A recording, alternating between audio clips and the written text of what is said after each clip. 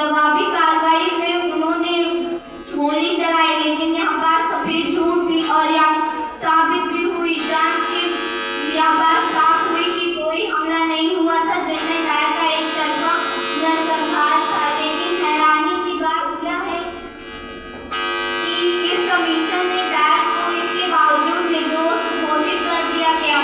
बर्बरता की वो कहानी, इस घटना से जो आग हिंदुस्तानियों के मन में लगी वो बुझी नहीं और 21 साल बाद 1940 में लंदन में कास्टन हार्ट में जब एक पार्टी चल रही थी, वहां पर आर डायर मौजूद था और